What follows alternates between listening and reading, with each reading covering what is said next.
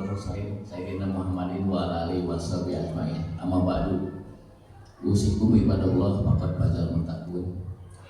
Alhamdulillah pada kesempatan ini kita bisa bertemu dalam suatu acara yaitu pertemuan dengan calon guru penggerak. Perkenalkan, nama saya Zahidin sebagai moderator pada kesempatan ini, dan alhamdulillah diberi kesehatan semuanya. Amin ya rabbal alamin. Untuk mempersingkat acara pada kesempatan ini disusun acara yaitu yang pertama pembukaan yang baru saya sudah disampaikan, kemudian acara yang kedua sepatah kata dari Bapak Kepala Sekolah SD Negeri Mandalagri, kemudian acara yang ketiga penyampaian materi oleh Ibu Artini SPD, kemudian acara yang keempat simulasi praktek penerapan segitiga restitusi, kemudian yang kelima tanya jawab, dan acara yang terakhir adalah doa tutup. Untuk mempersingkat acara pada kesempatan ini bisa dilangsungkan kepada acara yang kedua yaitu sepatah kata dari Bapak Kepala Sekolah. Untuk beliau dipersilakan.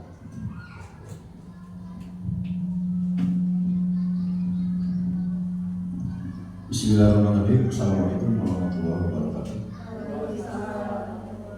Alhamdulillah, wassalatu wassalamu ala asyrofil anbiya'i wal mursalin sayyidina Muhammadin wa ala alihi washabihi ajmain. Yang terhormat MC yang saya hormati, Dewan Guru yang saya banggakan, calon guru penggerak di buat ini, dan rekan-rekan seperjuangan. Yang terhormat juga orang tua wali murid, khususnya yang ada di sini, yang paling jauh yaitu dari Ausi Tomo, orang tua kelas 1 yang paling jauh kurang lebih 4 km. Terima kasih sudah berkenan hadir di sini. Insya Allah nanti ada sesuatu lah. Iya, itu makanan di depan sudah disiapkan. Terima kasih Ibu, ya Ibu Artini calon guru penggerak ini lagi. Saya bangga sekali karena rekan guru Mandalagiri ada yang berkeinginan keras, jauh-jauh hari sudah daftar. Sekarang 50%, Juli Agustus ya 40%, 6 bulan sampai Desember. Kita doakan Bu Artini semoga lancar dan sehat selalu. Begitu juga rekan-rekan harus mengikuti dari belakang, merasa tergerak hatinya agar bisa mengikuti rekan-rekan.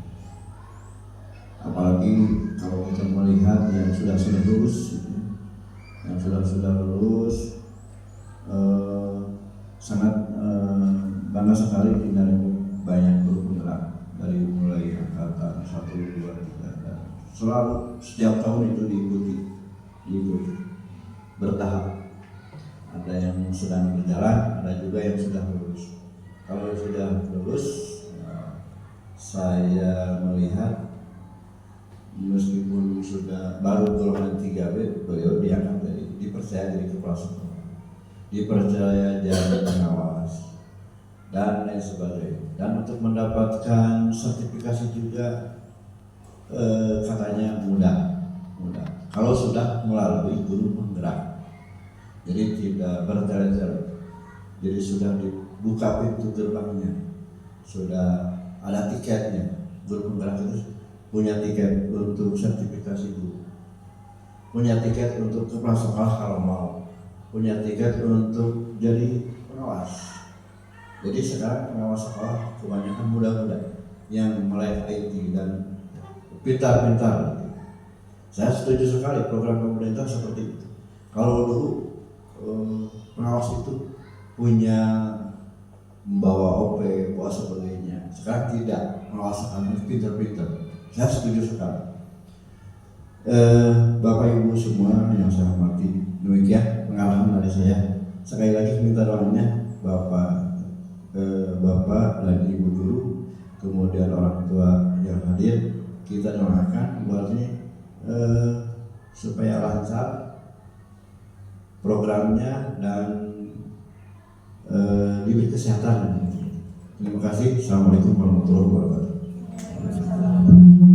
Terima kasih kepada Bapak Kepala Sekolah yang telah menyampaikan dua patah kata dalam acara guru penggerak, calon guru penggerak. Kemudian acara selanjutnya yaitu penyampaian materi aksi nyata budaya positif modul 1.4 calon guru penggerak angkatan ke-11 yang akan disampaikan oleh Ibu Wartini SPD. Untuk beliau dipersilakan.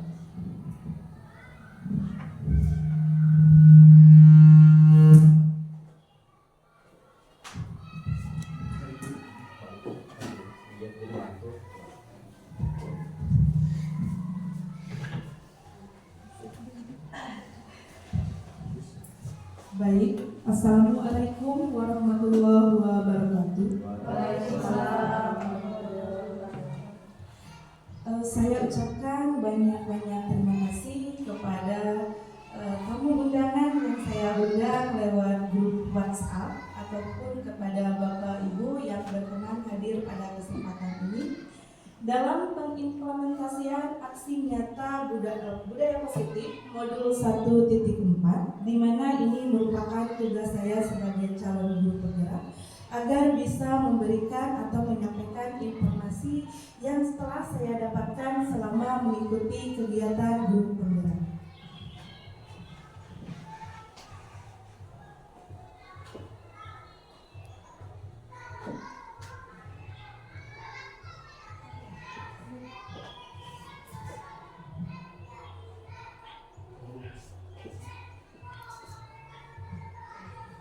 Baik, Bapak Ibu, ini adalah ucapan yang amat saya curahkan dari hati saya kepada Bapak Ibu sebagai tanda terima kasih saya dan mengajak Bapak Ibu untuk belajar bersama, berkolaborasi bersama, saling mendukung demi mewujudkan disiplin positif di sekolah kita tercinta. Bapak Ibu, pada kesempatan ini kita tidak usah terlalu tegang. Ini adalah sebagai sharing saja, namun mohon maaf, bukan maksud saya menggurui Bapak dan Ibu pada kesempatan ini. Ini hanya sekedar berbagi dari apa yang sudah saya dapatkan selama proses pendidikan di calon guru penggerak yang alhamdulillah sudah saya lewati kurang lebih 2 bulan ke belakang. Nah, Bapak Ibu, di sini ada kata diseminasi, artinya untuk memberikan sebuah informasi kepada Bapak dan Ibu di sini. Jadi bukan artinya kita berkumpul di sini untuk sesuatu hal yang akan membuat kita tegang gitu ya Ibu. Kita di sini relax saja, kita di sini saling berbagi, kita di sini saling mengisi satu sama lain. Mungkin saja selama pendidikan guru penggerak saya banyak kekeliruan, jadi mohon Ibu dan Bapak berkenan untuk mengkoreksi atau memberikan masukan kepada saya. Misalkan Ibu saya menemukan sesuatu hal di lapangan tidak sesuai dengan yang Ibu sampaikan, nah itu boleh Ibu sampaikan di sini sehingga kita mendapatkan titik terang bagaimana budaya positif yang relevan dengan keadaan lingkungan sekolah kita. Adapun materi yang akan saya sampaikan pada kesempatan kali ini yaitu yang pertama perubahan paradigma pembelajaran, yang kedua disiplin positif, yang ketiga motivasi perilaku manusia, yang keempat kebutuhan dasar manusia, yang kelima posisi kontrol restitusi, yang keenam keyakinan kelas, dan yang terakhir segitiga restitusi. Ada tipe-tipe sedikit ya Bu, itu segitiga. Biasanya seharusnya itu segitiga. Bapak Ibu mohon untuk dimaklumi. Selanjutnya kita langsung masuk ke pembelajaran dengan paradigma baru. Mungkin ada yang tahu Bu, apa sih paradigma baru? Ada coba. Boleh tunjuk tangan. Ada yang tahu Bapak Ibu? Kita tersenyum saja. Sebetulnya kita pun sudah Bu ya, sudah melakukan paradigma baru. Namun ini adalah suatu istilah-istilah yang sedikit baru bagi kita. Padahal pada notabene kita tuh sudah melakukan perubahan-perubahan pada pendidikan kita. Baik, kita langsung saja buka. Nah, ini dia paradigma baru. Paradigma baru pada pembelajaran saat ini adalah dirancang berdasarkan prinsip pembelajaran yang berdiferensiasi, sehingga setiap siswa belajar sesuai dengan kebutuhan dan tahap perkembangan untuk mencapai profil pelajar Pancasila. Jadi sudah ya Bu, kita juga sekarang ada di kurikulum Merdeka yang menggunakan profil pelajar Pancasila sebagai batasan atau acuan kita terhadap keberhasilan pembelajaran peserta didik. Ibu sama Bapak masih ingat profil pelajar Pancasila itu apa saja?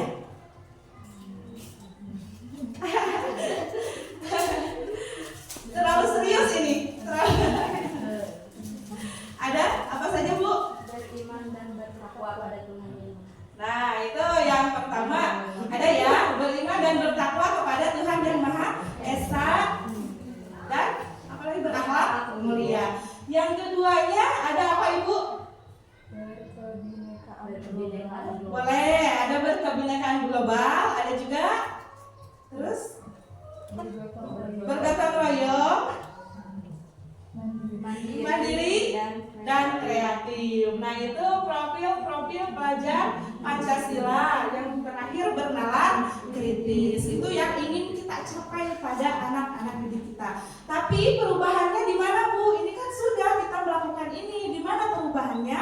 Perubahannya yaitu menerapkan pembelajaran diferensiasi. Apa tuh pembelajaran diferensiasi? Jadi pembelajaran yang muncul ide gagasannya itu dari anak-anak didik kita. Jadi bukan guru-guru yang membuat pembelajaran nyaman atau menyenangkan, tapi muncul dari ide kreatif siswa. Guru hanya bertugas untuk menuntun dan mengarahkan ide-ide tersebut agar sesuai dengan patokan kurikulum. Jadi Ibu, untuk pembelajaran yang sekarang, guru itu tidak mengekang siswa. Ini harus seperti ini harus seperti itu, sehingga kadang-kadang siswa merasa bosan, merasa takut, kurang bersemangat untuk pergi ke sekolah karena dia mungkin tidak nyaman di lingkungan kelasnya. Jadi untuk pembelajaran yang sekarang kita serahkan kepada siswa, ingin metode pembelajaran yang seperti apa? Apakah ingin di kelas ataukah ingin di luar? Dan juga ada kesepakatan kelas yang harus kita lakukan. Agar apa? Agar pembelajaran itu terkontrol, begitu, tidak kemana-mana, tapi juga ada kesepakatan yang harus kita lalui.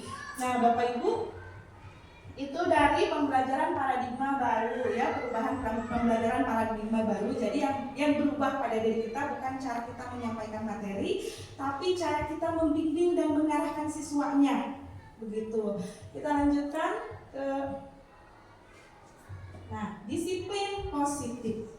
Ada kata disiplin. Yang Ibu Bapak ketahui dari kata disiplin, kira-kira apa Bu? Coba. Suka dengar kata disiplin? Suka. Coba kira-kira apa sih itu disiplin? Tepat waktu. Contohnya boleh tepat waktu. Bu Siti apa?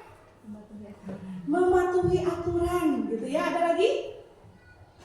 Nah, Ibu sekitar tahu contohnya. Jadi mematuhi aturan, disiplin itu betul ya.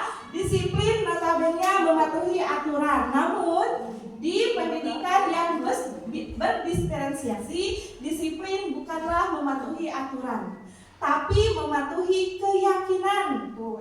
Kenapa? Apa sih bedanya peraturan sama keyakinan? Nanti kita akan bahas di slide berikutnya. Kita lihat dulu. Nah, ini disiplin positif.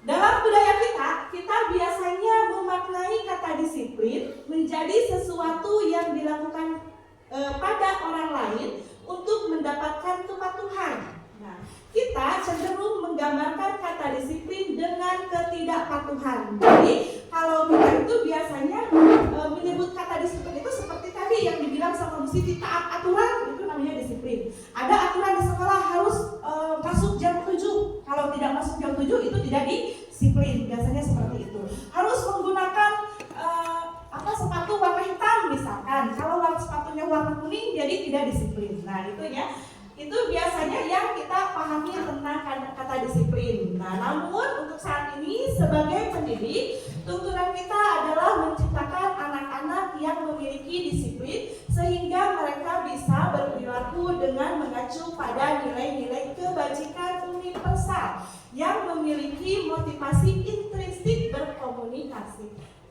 Nah, jadi untuk saat ini Bapak Ibu kata disiplin itu tadi seperti yang saya jelaskan tidak hadir dari Bapak Ibu guru. Misalkan di kelas Bapak Ibu guru mengajukan di kelas tidak boleh makan-makan dan minum-minum sambil belajar. Itu aturan yang diterapkan oleh ibu guru. Namun kita tidak sadar ternyata ada anak yang belum makan ternyata dari rumahnya. Kita melarang makan, kita melarang minum, sehingga anak tersebut tidak fokus dalam belajar karena lapar. Begitu. Jadi kita ganti kata disiplin sebagai aturan menjadi disiplin menjadi keyakinan yang positif dari anak. Kita masuk ke kelas misalkan. Anak-anak untuk pembelajaran kali ini kita sepakati dulu apa yang akan kita sepakati menjadi keyakinan pada hari ini. Keyakinan itu Bu boleh patuh ada yang setiap 1 tahun sekali, ada yang 1 minggu sekali, atau ada yang setiap hari berubah. Itu tidak menjadi sebuah masalah sesuai dengan kondisi anaknya pada saat itu. Kita bisa melihat anak-anak kita apakah sudah siap belajar atau belum, maka kita tanya dulu kepada mereka keyakinan seperti apa yang mereka ingin lakukan pada kesempatan ini. Contohnya kalau di kelas besar, misalkan kemarin saya sudah melakukan keyakinan kelas bersama anak-anak kelas 6. Mereka menginginkan, Bu, di kelas saya tidak ingin ada makanan dan minuman. Jadi saat belajar tidak boleh makan dan tidak boleh minum. Silahkan, itu kan mereka yang mau begitu. Namun di kelas 1 beda lagi, Bu. Setelah saya selidiki, anak kelas 1 itu cenderung mereka kalau tidak minum kehausan, pergilah kemana lah gitu ya. Sehingga saya bersama anak kelas 1 boleh ada minuman di depan meja, boleh mereka minum ketika mereka haus saat pembelajaran. Itu tidak menjadi masalah karena itu kondisi anak kelas 1 sampai dengan kelas 6 itu berbeda. Anak besar dan kelas kecil itu kebutuhannya berbeda sehingga pola disiplinnya juga akan berbeda begitu. Kita tidak bisa menyamakan antara anak yang sudah berusia dewasa atau yang sudah sedikit besar dengan anak-anak kecil yang baru mengetahui lingkungan sekolah. Itu disiplinnya pasti berbeda. Untuk itu ada kata disiplin positif yang tadi pembelajarannya diferensiasi yang muncul dari anak-anak didik kita. Semua gagasan-gagasannya muncul dari anak didik kita. Tugas kita sebagai guru hanyalah menuntun mereka, mengarahkan mereka jikalau kata-kata disiplin yang mereka inginkan ternyata tidak sesuai dengan tuntutan kurikulum. Itu saja ya. Kita lanjutkan. Disiplin positif merupakan salah satu cara penerapan disiplin yang bertujuan untuk menumbuhkan kesadaran serta memberdayakan anak untuk melakukan sesuatu tanpa sogokan, ancaman ataupun hukuman. Jadi mereka harus sadar begitu dengan kesadaran mereka sendiri. Jadi jangan disiplin itu karena takut oleh gurunya. Mereka tidak suka mengenakan rompi misalkan saat di kelas karena gerah atau seperti apa, tapi karena aturan dari gurunya harus mengenakan pakaian yang komplit misalkan. Jadi si anak itu memaksakan diri memakai pakaian yang komplit begitu sehingga dia tidak nyaman di lingkungan di dalam kelasnya. Nah itu yang harus kita ubah. Jadi yang kita harus dari modul 1.1 kemarin saya sudah membahas tentang bagaimana berhamba pada siswa. Bukan artinya kita memuji siswa tersebut, tapi berhamba kepada siswa itu bagaimana kita bisa masuk ke dalam dunia siswa, menjadikan peserta didik itu merasa begitu nyaman, aman, dan juga semangat tentunya dalam belajar dan tidak ada kata paksaan atau takut karena hukuman dalam pembelajaran. Bapak Ibu, kita lanjutkan pada motivasi perilaku manusia. Nah ini di motivasi ini ada beberapa hal yang memotivasi siswa tentunya atau anak-anak di sekolah. Motivasi merupakan dorongan yang timbul pada diri siswa secara sadar atau tidak sadar untuk melakukan sesuatu tindakan dengan tujuan tertentu. Nah, ini ada motivasinya. Yang pertama, menghindari ketidaknyamanan atau hukuman. Jadi murid termotivasi datang ke sekolah dengan cepat gitu, dari rumah sampai lari-lari atau seperti apa, karena mereka takut dengan hukuman. Kalau terlambat saya pasti begitu. Kalau tidak mengikuti upacara, padahal beliau sakit misalkan, saya pasti disuruh berdiri menghormat bendera, misalkan itu hukuman. Itu motivasi yang datang dari luar atau eksternal. Dan motivasi yang datang dari luar itu berjangka pendek, Bu, atau tidak, karena tidak sadar dirinya, mungkin saja dia takut karena ada guru tertentu, misalkan ada Ibu Wartini yang suka galak misalkan. Jadi saya ke sekolah harus seperti ini. Pas besok saya tidak ada, Bu Wartini lagi tidak ke sekolah. Jadi saya tidak akan seperti itu. Nah, itu faktor eksternal. Jadi tidak ada kesadaran dari anak didiknya tersebut. Itu jangkanya pendek disiplin itu. Jadi kurang efektif gitu ya Bapak Ibu. Yang kedua, misalkan motivasi karena adanya atau harapan imbalan atau hadiah atau pujian dari Bapak Ibu dan guru. Seperti misalnya anak-anak di dalam kelas, misalkan saya mengajukan pertanyaan, yang bisa menjawab dengan benar saya kasih permen misalkan. Yang bisa menjawab dengan benar saya kasih uang 2.000 misalkan. Anak-anak pada racun, Bu, setuju. Saya menjawab inilah, menjawab itulah, kadang ada yang betul, kadang ada yang tidak betul. Tapi itu bukan artinya mereka itu antusias dalam pembelajaran. Justru mereka antusias dengan hadiah. Nah, pada suatu hari misalkan saya tidak mengajukan hadiah kepada anak-anak dan dicek ternyata anak-anak tidak ada yang mau angkat tangan karena tidak ada hadiah. Nah, itu juga motivasi eksternal yang dianggap kurang baik ya, atau kurang ada perubahan yang signifikan pada perilaku anak. Ada yang ketiga, yaitu menghindari menerapkan nilai-nilai kebajikan dari diri sendiri, yaitu murid melakukan disiplin diri karena sadar akan nilai-nilai kebajikan dirinya. Ini merupakan motivasi intrinsik. Nah, ini yang akan kita gali kepada anak-anak untuk mendapatkan motivasi yang dari dalam dirinya. Kalau misalkan dari kasus tadi saya mengajukan hadiah pada anak-anak di kelas, itu kan eksternal. Kalau di intrinsiknya mereka akan sadar bahwa apa yang mereka pelajari bermanfaat bagi kehidupan mereka, sehingga tanpa iming-iming hadiah, tanpa hukuman pun mereka akan mau melakukannya. Dan ini akan menjadi pembelajaran sepanjang hayat bagi mereka.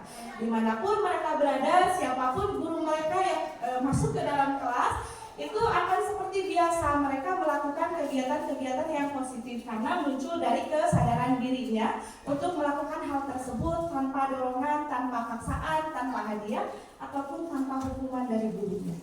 Jadi ini yang akan kita kaji lebih dalam, yaitu tentang motivasi intrinsik. Kita lanjutkan. Nah, ini ada seorang ahli atau yang telah mengemukakan dalam artikelnya yang bernama Afif Khan, yaitu saat kita berulang kali menjanjikan hadiah kepada anak-anak agar berperilaku tanggung jawab atau kepada murid agar mempelajari suatu yang baru atau kepada seorang karyawan agar melakukan pekerjaan yang berkualitas, sebetulnya kita sedang berasumsi mereka tidak dapat melakukannya atau mereka tidak akan memilih untuk melakukannya tanpa memberikan hadiah. Begitu. Jadi itu sesuatu yang salah, yang biasanya bukan salah ya, kurang tepat begitu. Yang biasanya kita lakukan ke anak-anak. Anak-anak kerjakan PR-nya dengan baik ya. Besok yang paling bagus PR-nya dikasih hadiah misalkan. Nah, itu justru secara tidak langsung kita menganggap anak tersebut kalau tidak dikasih hadiah tidak akan melakukan yang terbaik. Itu membunuh karakter anak. Jadi tidak boleh sekali-kali kita memuji anak atau mengiming-imingi anak, memberikan sesuatu yang anak inginkan untuk melakukan sesuatu yang kita harapkan, begitu ya. Jadi biarkan anak tumbuh dengan kemampuannya sendiri. Kita tuntun anak tersebut untuk mencapai puncaknya pembelajaran. bukan kita mengiming-imingi dengan hadiah, karena tadi balik lagi, kalau kita tidak dapat hadiah, anak tersebut tidak akan mau belajar dengan benar tentunya, ya. Baik Bapak Ibu, kita lanjutkan. Nah, di sini ada konsep disiplin dengan identitas gagal. Nah, jadi tadi bukan salah yang kita lakukan, menghukum anak, memberikan penghargaan kepada anak itu tidak salah, tapi itu identitas gagal. Apa tuh identitas gagal? Jadi identitas gagal ini tidak akan berkepanjangan kepada siswa, hanya akan bisa dilakukan oleh siswa ketika dia merasa takut, ketika dia mendapatkan penghargaan.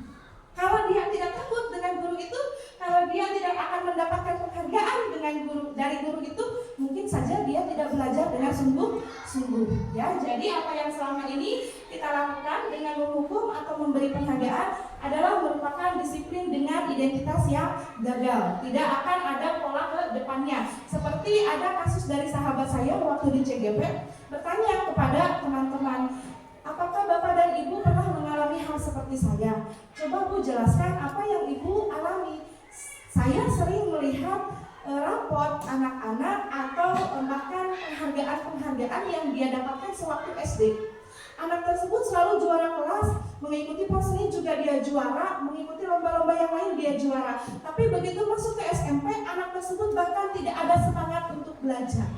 Itu kata guru SMP teman saya di CGP. Ada penjelasan dari fasilitator. Kita tanya kepada guru SD-nya, pola apa yang guru SD terapkan kepada siswa tersebut, sehingga siswa yang tadinya berprestasi menjadi tidak semangat untuk belajar.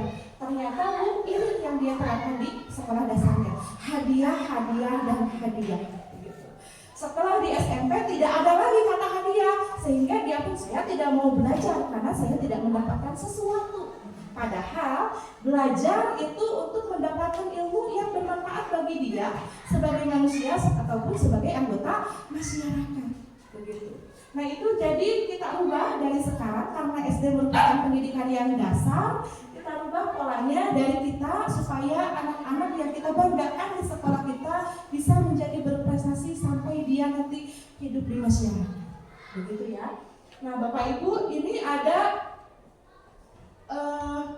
disiplin identitas gagal dari hukuman. Hukuman itu terasa menyakitkan bagi siswanya. Tentu saja ya Bu, kalau kita melihat anak misalkan tidak mengerjakan PR, disuruh panas-panasan di lapang untuk menghormat bendera selama 5 menit, pasti menyakitkan. Betul tidak Bu? Akan enak tidak siswanya? Tidak ya, tapi karena takut dia pasti akan melakukannya. Namun ini ada dampaknya. Mungkin dia menjadi tidak semangat sekolah ataupun menjadi dendam kepada gurunya. Saya tidak suka dengan ibu itu, misalkan, karena ibu itu membuat saya sakit, misalkan, dengan menyuruh dia panas-panasan di tengah lapang. Yang kedua, tidak nyaman. Tentu saja setelah dia dihukum, dia kembali ke dalam kelas, tidak menutup kemungkinan teman-temannya akan mengolok-olok dia. Kasihan dihukum, kenapa aku gak ngerjain PR? Dia pasti tidak nyaman tinggal di kelas, gitu ya. Selanjutnya, murid takut, dia tidak mau pergi sekolah. Ketika dia lupa lagi mengerjakan PR, maka dia tidak akan sekolah karena merasa takut akan hal yang sama dilakukan oleh gurunya dan teman-temannya di kelas. Yang selanjutnya, memaksa. Hukuman itu bersifat memaksa. Mau tidak mau anak harus menuruti kata saya.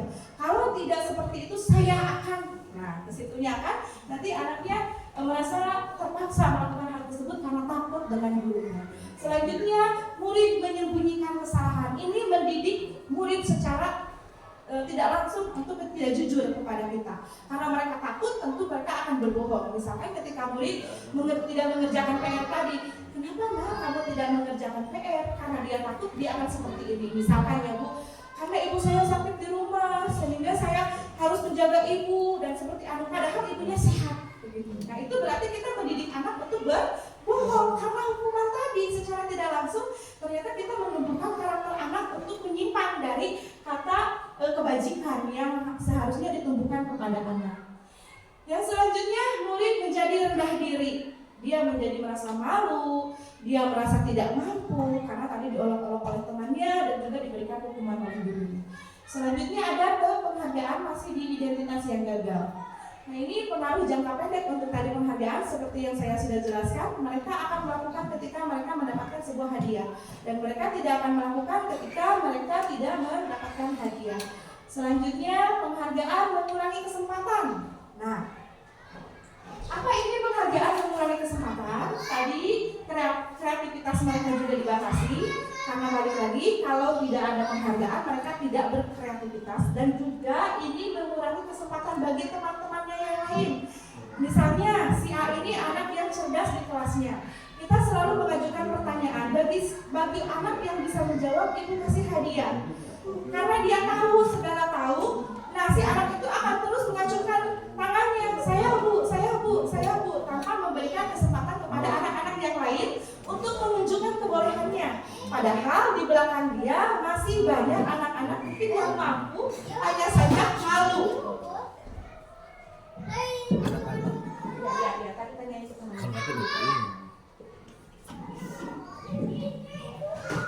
Baik Bapak Ibu, kita lanjutkan penghargaan tidak efektif. Tentu saja penghargaan ini tidak efektif setelah apa yang kita bahas tadi. Dengan banyak-banyak penghargaan ternyata memiliki pengaruh jangka pendek dan mengurangi kesempatan. Kita lanjut lagi ke penghargaan merusak hubungan. Nah ini penghargaan merusak hubungan ini yang sangat-sangat ditakutkan oleh kita. Ketika anak yang tadinya ranking 1 misalkan, itu kan ranking itu penghargaan dari sekolah karena dia itu pintar misalnya ya.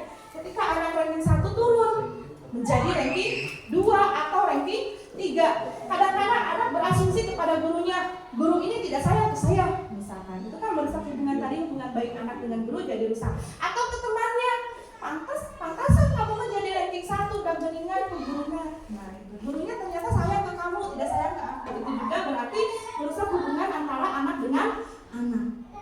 Selanjutnya tadi yang penghargaan menurunkan kualitas ya. Dengan penghargaan, dengan mencari sebuah penghargaan, kita berlomba-lomba untuk memberikan yang terbaik. Pas tidak adanya penghargaan menjadi saya tidak mau melakukannya. Kenapa? Lelah buat apa?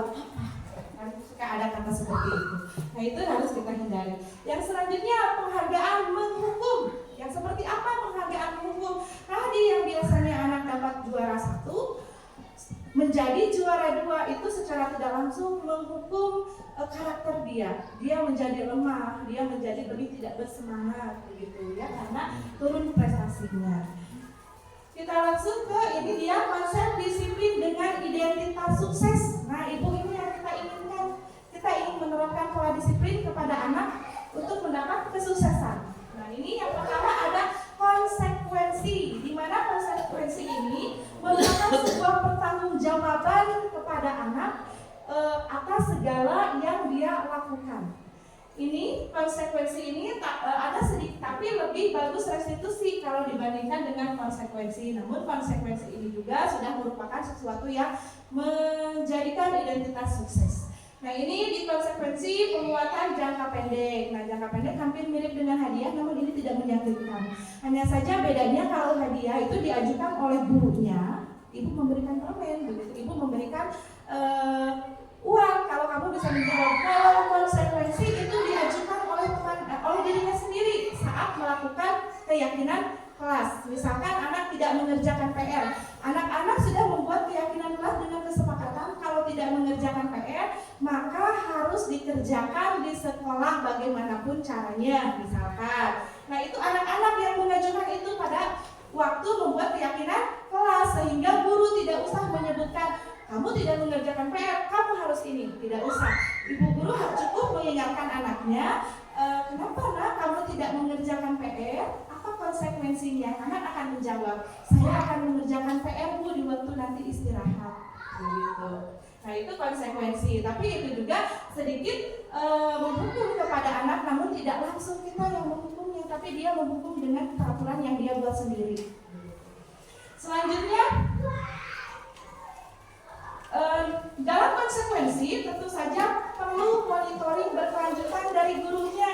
Jadi ini juga menyita waktu gurunya. Ketika anak tersebut mengerjakan pekerjaan rumahnya di sekolah dalam waktu istirahat, gurunya tidak boleh meninggalkan dia sendirian di dalam kelas, karena itu tidak akan membuktikan kalau dia mengerjakan PR-nya dengan sendiri.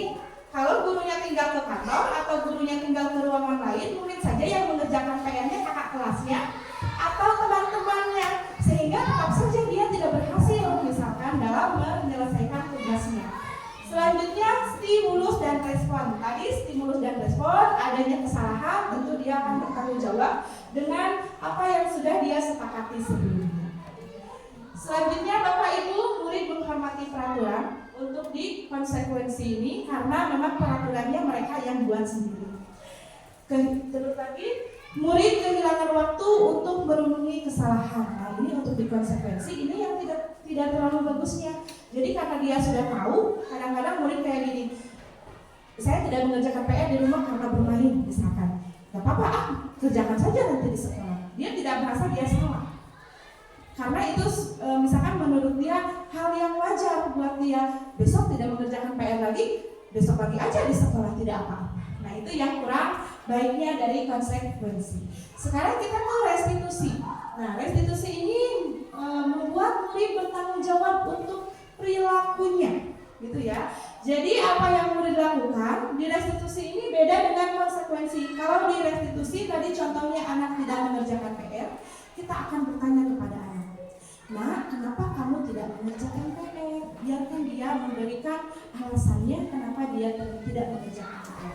Selanjutnya kita akan menanyakan kepada anak tersebut, apakah yang kamu lakukan itu sesuai dengan keyakinan yang telah kita sepakati kemarin? Kalau kata anak, tidak. Jadi keyakinan mana misalkan yang belum kamu lakukan? Saya harus mengerjakan PR di rumah misalkan, tapi dia tidak mengerjakannya. Lalu kita bertanya lagi kepada anak, nah kalau itu tidak sesuai dengan keyakinan kamu, apakah kamu mau memperbaikinya? Tentu anak pasti mau memperbaikinya, ya.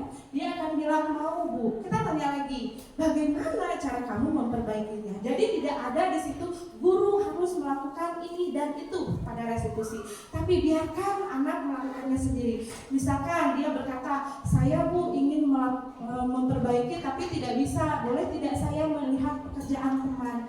Kita persilakan saja terlebih dahulu.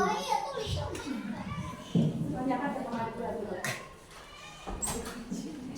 Nah, setelah misalkan kita membiarkan anak tersebut melihat pembelajaran temannya, kita mengarahkan kepada anak tersebut, tidak apa, hari ini kamu boleh melihat pekerjaan temanmu, tapi untuk besok kita sesuaikan dengan keyakinan kelas kita bahwa PR harus dilakukan di rumah, sehingga anak tersebut pun besoknya akan kita melakukan di rumah. Kita akan bertanya, apakah kamu sepakat misalkan dengan hal itu? Kalau kata siswa, ya Bu, besok saya akan mengerjakan PR di rumah. Jadi kalau kita kasih PR lagi, besok kita periksa apakah dia benar melakukan hal tersebut atau tidak. Adapun kegiatan tersebut itu berhasil dilakukan kepada anak atau tidak, itu kembali lagi ke perilaku anaknya. Yang terpenting kita sudah mengarahkan anak tersebut agar sesuai dengan disiplin positif tingkatan restitusi ini. Selanjutnya Bapak Ibu fokus kepada pencerahan masalah dalam jangka panjang. Jadi ya tentu saja karena restitusi ini membuat si anaknya paham akan kesalahan dan paham akan tindakan yang harus mereka lakukan. Tentu saja ini akan berdampak jangka panjang kepada anak tersebut. Yang selanjutnya, murid menghormati dirinya dan orang lain. Nah, jadi murid akan lebih menghormati dirinya dan orang lain ketika mereka sadar apa yang mereka lakukan itu tidak sesuai dengan keyakinan. Yang selanjutnya Ibu ada teori kontrol menang-menang di restitusi ini. Tidak ada menang kalah, tapi teori kontrolnya, posisi kontrolnya akan menang-menang. Guru menang, siswa menang, tidak ada yang kalah begitu. Bagaimana Bu menang-menang? Guru itu menang dengan kelemahan dan kelembutan siswanya sehingga siswa tersebut mau memperbaiki kesalahannya. Dan murid juga akan menang karena dia sadar dengan kesalahannya, maka dia akan berkarakter lebih baik lagi. Jadi itu ya di restitusi itu tidak ada kata kalah, semuanya pemenang Ibu. Selanjutnya kita lanjutkan ke murid bersemangat memperbaiki kesalahan. Karena muncul dari kesadaran dirinya, ini akan menumbuhkan semangat bagi siswa untuk memperbaiki kesalahannya.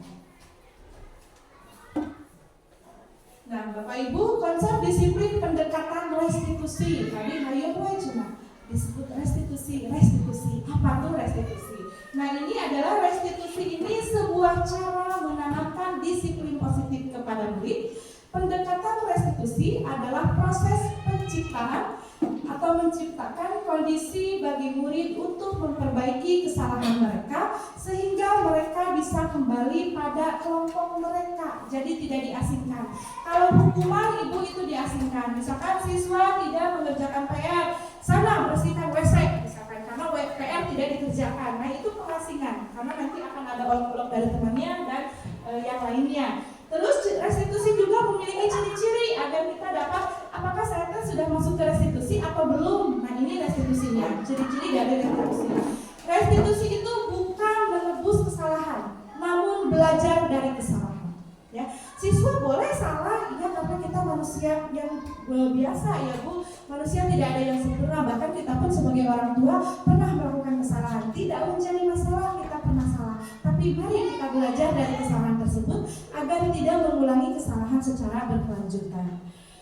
Selanjutnya, memperbaiki hubungan karena tadi siswa merasa dianggap oleh gurunya, tidak disalahkan atas kesalahan beliau, maka akan memperbaiki hubungan guru dengan siswanya atau hubungan siswa dengan siswanya. Mungkin siswanya lebih dekat kepada gurunya, kalau tidak bisa mengerjakan PR, pasti dia langsung berkata seperti ini, Bu, saya tidak paham, sehingga maaf saya tidak mengerjakan PR di rumah, bolehkah Ibu menjelaskan kembali? Nah, itu.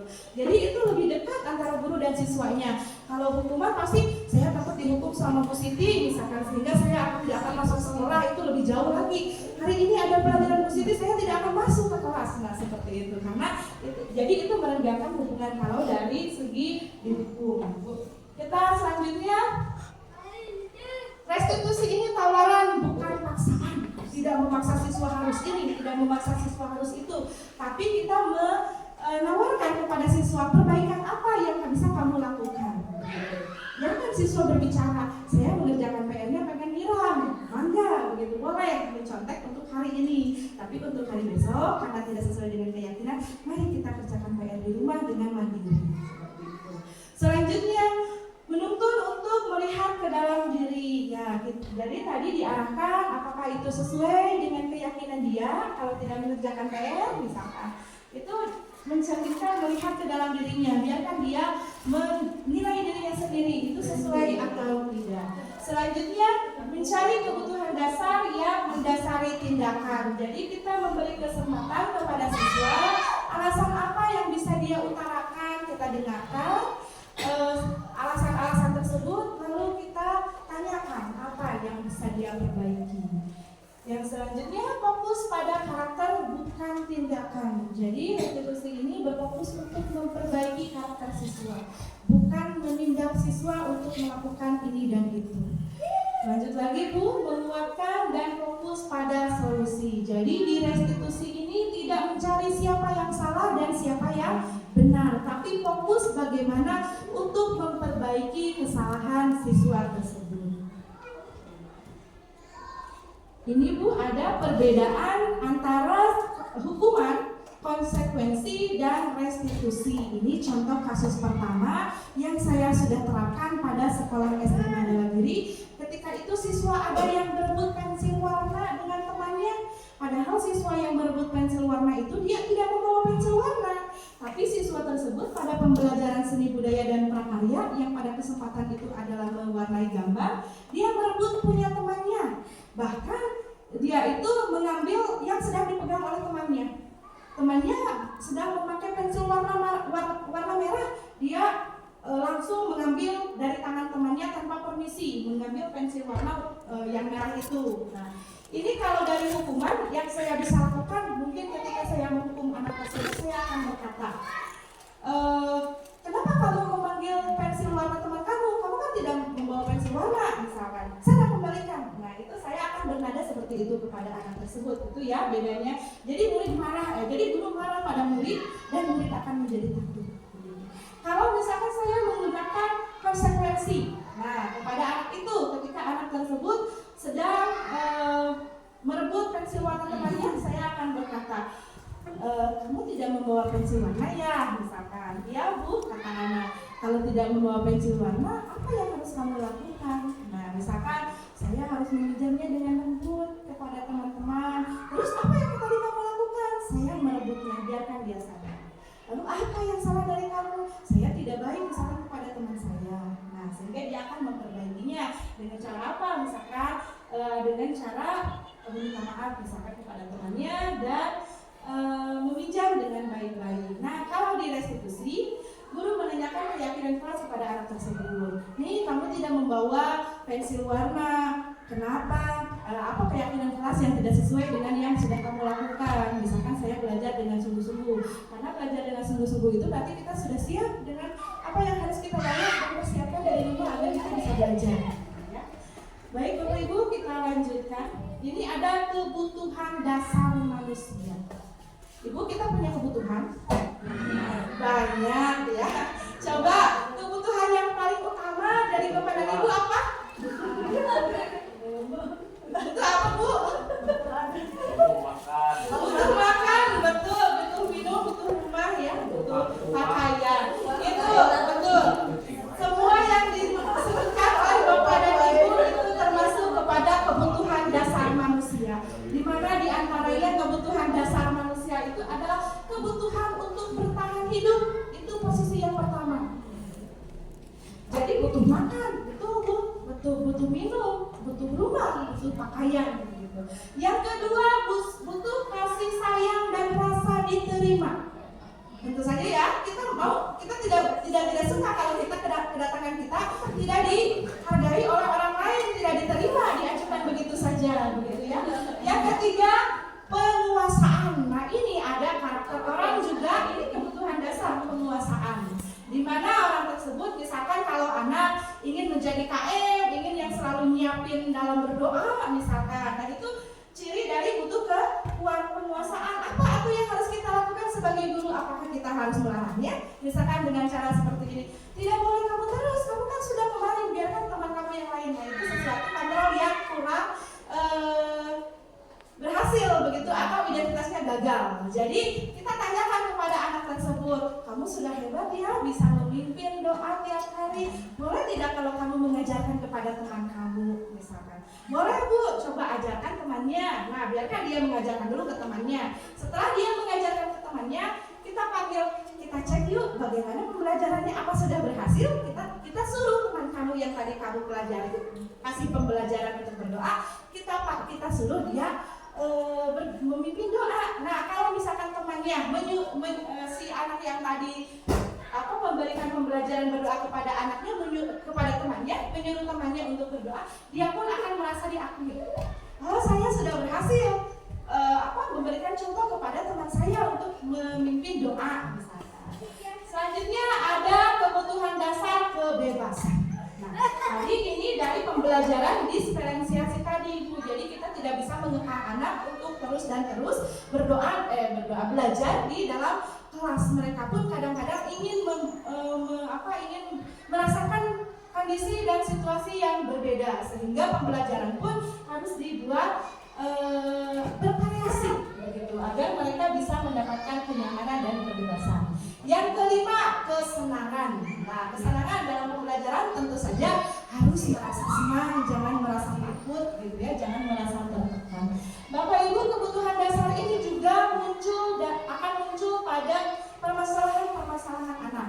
Contohnya kalau kebutuhan hidup ini tidak terpenuhi, misal dari kebutuhan untuk bertahan hidup, tadi anak yang tidak makan dulu dari rumah, misalkan ada teman-temannya yang jajan ke warung, dia kadang minta gitu. Ada temannya yang bawa bekal, mau dong.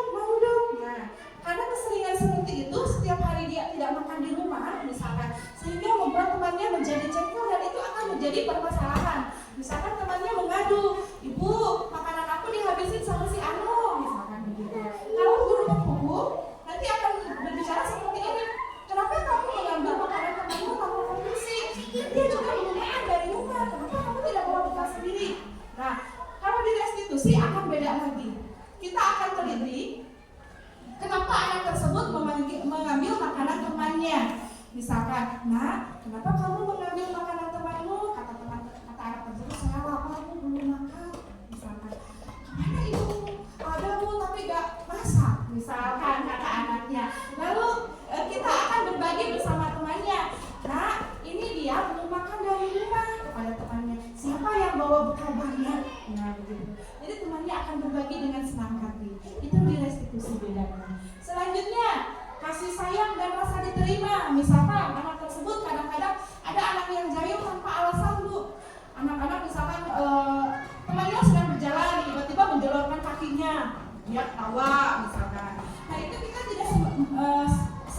berusaha untuk menyalahkan anak tersebut.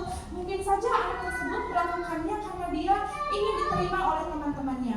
Misalkan yang kemarin anak tersebut selalu dikucilkan karena teman-temannya sudah berprasangka bahwa anak tersebut jahil misalkan, sehingga dijauhi oleh teman-temannya. Kompak misalkan sekelas itu, gak mau saya bermain dengan dia karena dia jahil, tanpa tahu anak tersebut ternyata di rumahnya broken home misalkan, butuh diterima. Jadi kita dekati anak tersebut, kenapa kamu melakukan hal itu begitu. Misalkan saya ingin main dengan si A, tapi si A tidak pernah mengajak bermain. Kita tuntun anak tersebut untuk berkomunikasi agar bisa bermain bersama, sehingga tidak melakukan kejahilan lagi kepada teman. Yang tadi penguasaan sudah kita paparkan, dan kebebasan juga sudah, serta kesenangan juga sudah kita paparkan. Baik Bu, ini ada 5 posisi kontrol restitusi. Nah, ini kontrol bagi Bapak Ibu tentunya harus bisa mengontrol. Tadi ada penghukum. Penghukum seperti yang saya tadi sudah jabarkan, membuat anak merasa takut dan tidak nyaman. Ada lagi Bu yang kedua, yaitu membuat rasa bersalah. Seperti apa membuat rasa bersalah itu? Misalnya ketika anaknya malas untuk belajar, duduk saja di luar kelas. Kita dengan posisi merasa bersalah, membuat rasa bersalah, akan melakukan tindakan seperti ini. Nah, kenapa kamu diam tidak di luar kelas? Padahal ini kan lagi pembelajaran. Kamu tidak tahu gak bagaimana orang tuamu mencari uang untuk agar kamu bisa sekolah dengan baik? Lihat mereka di sawah, di kebun, menjadi buruh tani, menjadi buruh bangunan, panas-panasan untuk apa? Untuk kasih kamu jajan agar kamu bisa berangkat sekolah, agar bisa belajar dengan baik. Itu baik tidak menurut Ibu? Secara sekilas itu baik Bu, tapi padahal itu kurang baik karena anak tersebut akan sangat-sangat merasa bersalah. Saya ternyata kurang baik, anak tersebut. Saya ternyata gagal menjadi seorang anak, dia hatinya akan menangis. Dan itu Bu, untuk perkembangan anaknya akan terganggu karena saat dia ke sekolah, dia sudah mematok dirinya bahwa dirinya adalah seorang anak yang gagal. Sehingga dalam pembelajarannya pun dia cenderung tidak semangat karena dia sudah merasa bahwa saya melakukan ini dan itu pun kemarin saya sudah gagal, ibu saya sudah kecewa, ayah saya sudah kecewa. Jadi artinya saya datang ke sekolah, dia akan seperti itu ya. Selanjutnya teman. Kalau posisi kontrol guru sebagai teman itu juga kurang baik Bapak Ibu, karena kalau teman misalkan seperti anak yang tidak mengerjakan PR tadi. Kalau teman akan berbicara seperti ini, kenapa kamu tidak mengerjakan PR? Besok kamu harus mengerjakan PR ya. Tapi kalau sekarang sok duduk sama teman yuk. Nah, kadang-kadang anak tuh gini, si ibunya juga gak marah gini, si ibunya juga gak suruh ngerjain PR lagi. Nah, jadi gak apa-apa lah gak kerjain PR juga, karena si gurunya cenderung menjadi teman anaknya, atau bahkan gurunya menawarkan nanti PR-nya Nirol ya ke teman kamu. Nah, itu adalah posisi yang salah juga, yang kurang tepat begitu di posisi kontrol kita sebagai teman. Ada lagi Bu, posisi kita sebagai pemantau. Kalau sebagai pemantau itu seperti apa? Kayak tadi Bu, pemantau itu yang membiarkan anak tersebut melakukan konsekuensi, itu pemantau. Jadi kayak yang tadi tidak mengerjakan PR, apa konsekuensi yang harus kamu lakukan kalau tidak mengerjakan PR? Anak berkata misalkan, saya harus mengerjakan PR di waktu istirahat. Dan seorang guru tidak akan meninggalkan dia karena untuk meyakinkan bahwa dia mengerjakan PR dengan dirinya sendiri. Begitu. Nah, itu adalah posisi pemantau. Jadi itu pun bagi siswanya kurang bebas karena waktu istirahat siswanya harus mengerjakan PR, tidak bermain bersama temannya, dan waktu untuk gurunya juga tersita karena harus memantau perkembangan anaknya saat melakukan perbaikan pada kesalahannya. Yang terakhir, posisi manajer. Nah, posisi manajer ini adalah posisi yang berkaitan dengan langkah restitusi. Jadi, posisi manajer ini tidak menyuruh, tapi menampung aspirasi dari anak-anak. Apa yang ingin dia lakukan, apa yang harus dia lakukan dari kesalahannya, itu biarkan anak-anak yang menjawab apa yang harus menjadi tindakannya. Nah, ini Bapak Ibu, ini ada posisi penghukum, ada posisi merasa bersalah, teman, pemantau, dan manajer. Ini yang harus kita garis bawahi adalah di sini, di hasilnya. Kalau kita berposisi sebagai penghukum, maka hasilnya akan apa? Bukannya anak mengikuti aturan ya Bu, tapi ternyata anak akan memberontak. Lebih berontak lagi kalau kita di posisi sebagai penghukum, lebih mendendam lagi atau menyalahkan orang lain. Ketika tadi anak tidak makan misalkan, kalau benar-benar ibunya tidak masak di rumah, dia akan menyalahkan orang tuanya. Mama, ibu bilang di sekolah saya tidak boleh makan makanan teman, padahal saya lapar. Mama sih gak masak di rumah. Nah itu posisi yang menyalahkan. Enggak, di sini dulu.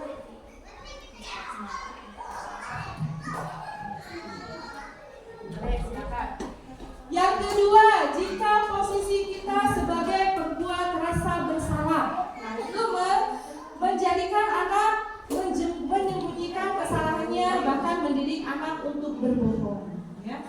Yang selanjutnya, posisi teman. Nah, hasil yang dari kontrol kita sebagai posisi teman, maka anak akan ketergantungan. Karena tadi kayak Bu, gak apa-apa sih ibu, saya gak mengerjakan PR. Kemarin juga dikasih tahu jawabannya sama ibu, disuruh nyontek sama yang punya teman. Nah itu posisi teman, jadi anak akan ketergantungan. Dan bahkan ketika misalkan gurunya sakit digantikan oleh guru yang lain, anak ini akan tidak mengikuti aturan yang disampaikan oleh guru pengganti daripada wali kelasnya. Karena anak tersebut menganggap wali kelasnya sebagai teman. Jika wali kelasnya tidak hadir, maka saya tidak memiliki teman dan saya tidak nyaman di sekolah, misalkan seperti itu. Selanjutnya di posisi pemantau itu akan menyesuaikan bila dia diawasi. Nah tadi yang mengerjakan PR, dia akan mengerjakan PR dengan baik kalau dia dipantau oleh kita, diawasi terus perilakunya. Kalau kita tinggalkan, kadang-kadang anak tersebut, isian nih PR saya, misalkan begitu. Nanti isi ibu kesini, cepat bentuin saya PR-nya. Nah kadang-kadang seperti itu. Jadi dia bukan sadar dari dirinya sendiri untuk memperbaiki kesalahannya. Dan di posisi manajer ini akan menumbuhkan watak atau karakter. Karena dia pun sadar akan kesalahannya, sadar apa yang akan dia lakukan untuk memperbaiki kesalahannya, sehingga karakternya akan menjadi lebih bertanggung jawab lagi dengan tindakannya. Kita lanjutkan Bu ke ini contoh penerapan 5 posisi kontrol pada siswa saya di kasus 2, di mana siswa ini mencontek saat ulangan.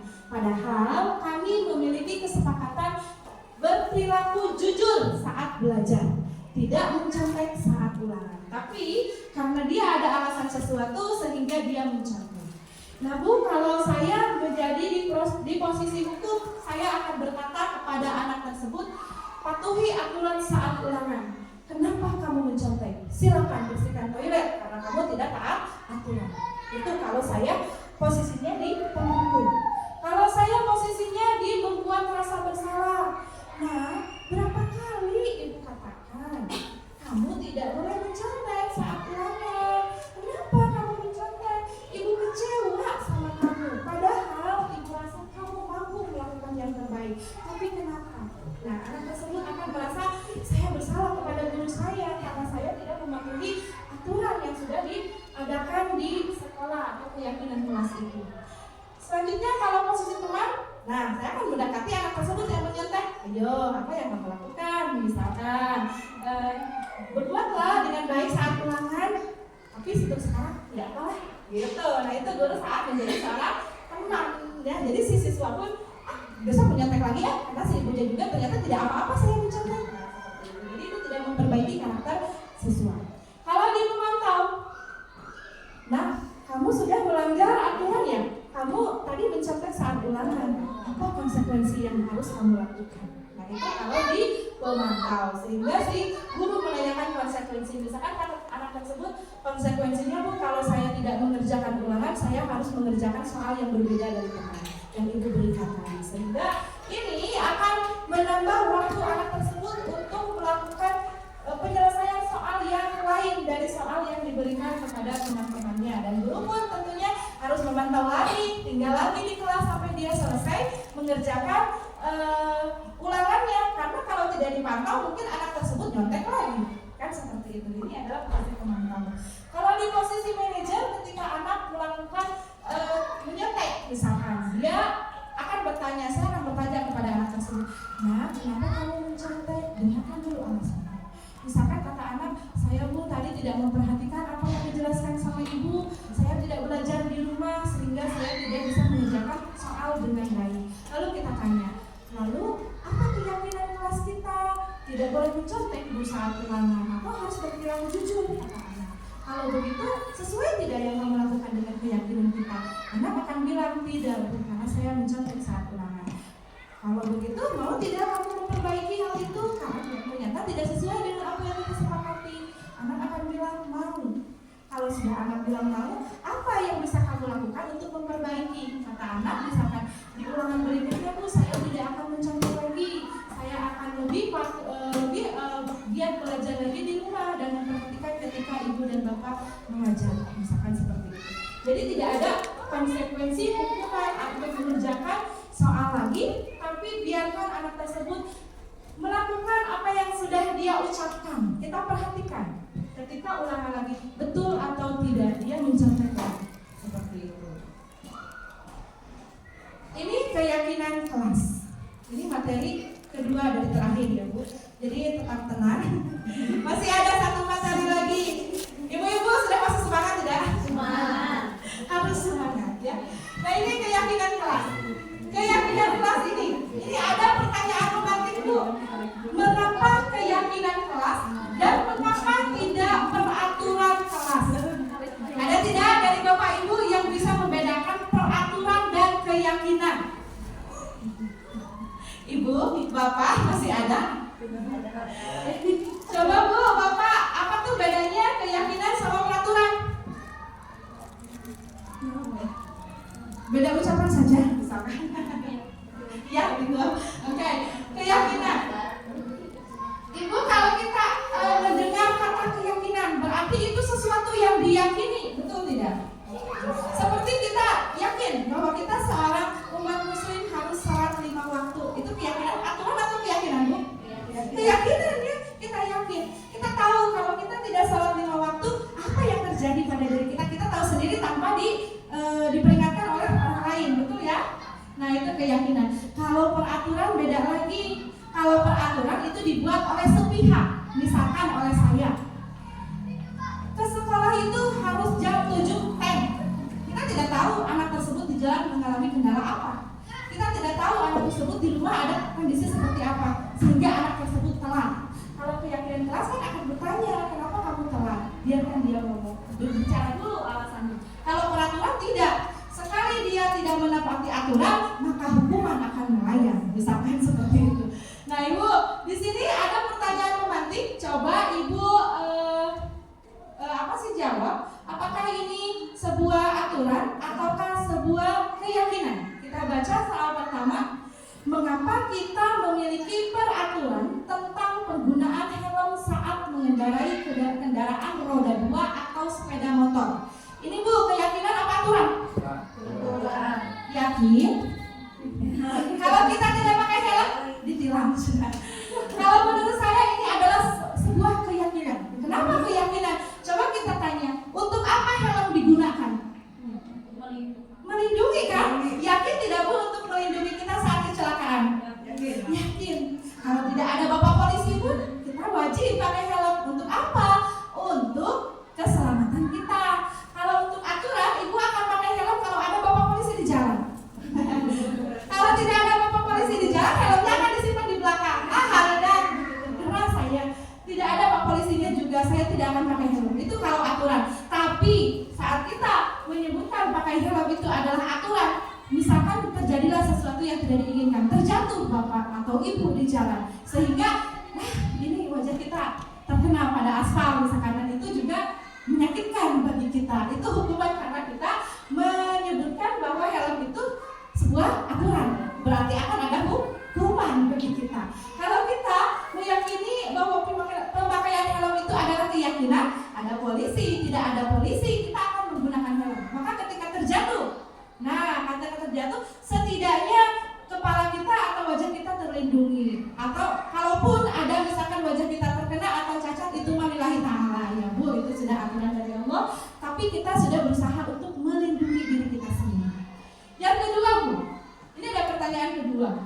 Mengapa kita memiliki peraturan untuk memakai masker digunakan ini saat COVID ya, Bu? Misalkan ini saat COVID berlangsung, kita ada aturan untuk menggunakan masker saat keluar dari rumah. Ini keyakinan apa aturan? Sekarang Bu, keyakinan. Ibu keyakinan atau aturan? Nah, boleh aturan, boleh juga keyakinan. Ibu, saya tanya, pakai masker saat keluar rumah itu untuk apa gunanya? Melindungi kita dari penyakit. Berarti apa? Keyakinan. Siapa yang harus menggunakan siapa yang mengatakan harus menggunakan masker misalkan pada saat itu Bapak Presiden misalkan. Kita menggunakan masker kelihatan tidak sama Bapak Presiden? Tidak, kita jauh dengan beliau. Akhirnya itu keyakinan agar kita sehat, agar kita tidak terpapar virus yang mematikan seperti itu. Jadi Ibu ya, bisa ya kita membedakan keyakinan sama aturan. Baik, selanjutnya ini ada kegiatan membuat keyakinan kelas. Guru bersama siswa membuat keyakinan kelas, peraturan kelas misalnya harus disiplin tepat waktu, dan saya menuliskannya di papan tulis atau boleh saya menuliskannya di buku begitu. Saya merumuskan peraturan itu menjadi keyakinan, menempelkannya di kelas agar bisa terlihat oleh anak-anak. Untuk ini Ibu bebas saja, kita boleh menampung secara langsung dari anak-anak mau keyakinan seperti apa. Model tadi kelas 6 tidak mau ada makanan di atas meja, tapi kalau kelas 1 mau ada minuman di atas meja. Itu sesuai dengan keinginan dan harapan mereka agar mereka bisa mengikuti pembelajaran dengan baik. Selanjutnya setelah apa tujuannya untuk menempel di depan kelas agar mereka ingat dengan keyakinan-keyakinan yang sudah mereka sepakati. Bapak Ibu, ini keyakinan kelas yang sudah saya dapatkan dari kelas besar ya. Kalau kelas anak kelas 1 itu harus dituntut oleh kita. Kalau ini dari kelas besar. Bapak Ibu, di kelas besar ini saya melakukan keyakinan kelas secara langsung. Jadi mereka menyebutkan apa yang ingin mereka lakukan, saya tampung, saya renungkan sehingga muncul keyakinan kelas ini. Karena kalau dari anak bahasanya tidak seperti ini ya Bu. Kalau dari anak misalkan tidak boleh terlambat, nah berarti disiplin. Seperti itu. Nah di sini yang satu disiplin waktu, yang kedua belajar dengan tekun, semangat dan percaya diri, yang ketiga menjaga kebersihan kelas, yang keempat berpakaian lengkap dan rapi. Ini keinginan mereka ya. Selanjutnya disiplin mengerjakan tugas dengan penuh ketelitian, saling menghargai dan menyayangi. Setiap suara itu penting. Jadi agar mereka bisa menghormati temannya, biarkan yang berpendapat itu kita dengarkan. Terus kita adalah tim. Jadi seperti tadi, kita itu tidak bersaing di dalam kelas, tapi kita berkolaborasi antara satu dengan yang lain. Kita adalah tim begitu. Selanjutnya belajar keras dan berusaha mencapai yang terbaik. Dan yang terakhir ini yang paling saya sukai, kami bertanggung jawab atas perilaku kami sendiri. Jadi keyakinan kelas yang kami sepakati untuk di kelas 6 itu, kami bertanggung jawab atas perilaku kami sendiri. Jadi kalau anak tersebut tidak mengerjakan PR, anak tersebut tidak membersihkan kelas, padahal dia bagian piket, dia akan bertanggung jawab dengan apa yang dia lakukan. Seperti itu. Nah, Bapak Ibu, bagaimana cara membentuk keyakinan kelas? Ini tahapan-tahapan membentuk keyakinan kelas. Keyakinan kelas ini lebih abstrak sifatnya daripada peraturan. Jadi ini lebih terbuka kepada anak-anak karena peraturan kelas ini tidak dibuat oleh guru, tapi dibuat oleh siswa dan disepakati oleh anggota kelasnya termasuk gurunya. Terus berupaya membuat pernyataan menyesal. Jadi biarkan keyakinan kelas ini jikalau mereka melanggar atau tidak mentaati peraturan kelasnya, mereka akan merasa menyesal sendiri. Selanjutnya dibuat dalam bentuk positif. Ini bukan untuk menghukum, tapi untuk membuat karakter siswa menjadi lebih baik lagi. Yang selanjutnya, sedikit konsep harus mudah diingat, jadi tidak terlalu banyak. Bahasanya juga harus bahasa yang mudah dimengerti oleh siswa. Dan saya yakin akan lebih mudah diingat keyakinan kelas itu, karena keyakinan kelas itu muncul dari siswa sendiri. Selanjutnya, sesuai dengan kondisi kelas dan sekolah supaya mudah diterapkan. Jadi tidak usah muluk-muluk ya Bu. Keyakinan kelas itu sesuai dengan kondisi kelas kita saja. Kalau kondisi kelasnya seperti itu, maka kita harus membentuk keyakinan yang dapat menunjang pada keberhasilan belajar di sekolah kita. Yang selanjutnya, semua warga kelas atau sekolah dilibatkan dalam membuat keyakinan kelas. Jadi membuat keyakinan kelas itu tidak serta-merta gurunya menginginkan hal tersebut sehingga dibuat keyakinan, tapi biarkan anak mencetuskan ide gagasannya. Saya ingin sekolah saya atau kelas saya dibentuk seperti ini, biarkan seperti itu. Dan kita menampungnya atau kita merenungkannya, mengarahkannya, menuntunnya agar keyakinan kelas tersebut sesuai dengan identitas sekolah. Ibu, ini tahapan terakhir. Kita ucapkan selamat datang di segitiga restitusi, gitu ya. Ini segitiga restitusi ini adalah puncak dari pembelajaran saya menyampaikan pengarahan dan penuntunan kepada peserta didik. Kita lihat segitiga restitusi. Nah, ini di segitiga restitusi ada tahapan-tahapannya. Yang pertama di validasi Yang pertama di identifikasi identitas.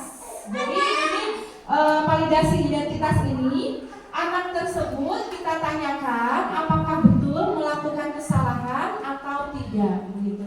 Jadi misalkan ada kesalahan anak-anak yang kita dengar dari temannya. Bu, si A melakukan anu sehingga si B terjatuh dan menangis. Kita jangan serta-merta karena kita tahu anak tersebut sedikit jahil, misalkan kita langsung manggil. Kenapa kamu melakukan hal itu? Misalkan kepada anak tersebut. Itu merugikan orang lain. Kalau kamu seperti itu mau tidak? Nah, itu tidak boleh. Jadi kita tanyakan dulu. Ibu misalkan anaknya misalkan bernama Andri misalkan. Nah, Andri, ibu dengar dari teman kamu tadi kamu menjatuhkan si A misalkan. Apakah itu benar? Biarkan anak tersebut mengakuinya dulu. Kalau kata dia, tidak Bu, tadi saya main dengan si Anu misalkan. Tidak menjatuhkan si Anu. Yakin misalkan. Tapi ibu tadi dengar seperti itu dan ada yang melihat kamu ketika kamu melakukan itu. Sehingga dia akan terpaksa atau dengan sadar diri mengatakan, benar Bu, saya tadi melakukan hal itu. Kita tanyakan ini di validasi tindakan yang salah. Kenapa? Apa alasanmu melakukan hal tersebut? Nah, setelah dia memaparkan apa alasannya, lalu tanyakan keyakinannya. Ada di tingkat ketiga, menanyakan keyakinan kelasnya. Misalkan saat dia melakukan kesalahan tersebut dengan menjatuhkan dan mencederai temannya, kita tanya, hal tersebut sesuai dengan keyakinan kamu? Dia pasti tidak sesuai karena menjahati atau menjahili orang kan tidak sesuai Bu dengan kepribadian kita misalnya. Terus tanyain lagi keyakinan kelas mana yang tidak sesuai, misalkan saling menghormati dan saling menghargai atau membuat lingkungan sekolah aman dan nyaman. Nah, itu juga keyakinan kelas yang tidak dia lakukan ketika menjahili temannya. Kita tanyakan, lalu kalau tidak sesuai dengan keyakinan kamu, apakah kamu mau memperbaikinya? Anak tersebut pasti akan mau memperbaikinya. Nah, misalkan apa yang akan kamu lakukan untuk memperbaikinya? Anak tersebut akan bilang, saya akan minta maaf dan tidak akan mengulanginya lagi. Nah, jadi tidak ada paksaan dalam segitiga restitusi. Semuanya dari anak untuk anak lagi. Bapak Ibu, alhamdulillah kita sudah selesai di penghujung acara atau penghujung kegiatan penyampaian materi ini. Di terakhir tadi saya sudah memaparkan restitusi. Bapak Ibu, ini ada dokumentasi budaya positif yang sudah ada di kelas kita atau di sekolah kita. Yang pertama yang sudah kita punya yaitu kita melakukan sholat duha di waktu hari Jumat. Ya. Bapak Ibu, ini sudah menjadi budaya kita. Tinggal kita bersemangat untuk tetap melakukan hal-hal yang positif di sekolah kita. Yang kedua, budaya positif yang ada di sekolah kita yaitu menjaga lingkungan kelas agar tetap bersih. Bapak Ibu, izin saya menampilkan untuk budaya positif yang lain karena kemarin terkendala dengan jaringan sehingga saya tidak bisa memasukkan kepada tanpa dan saya positif yang ada di sekolah.